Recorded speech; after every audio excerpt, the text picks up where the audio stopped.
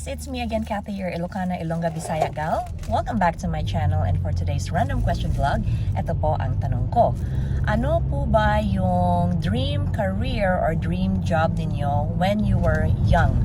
So, sa akin po, sa mga yearbook ko from elementary hanggang high school, ang nakalagay po lagi is to be a singer and composer. Pero ang gusto ko po talaga nung bata pa ako is maging teacher tulad ng papa ko.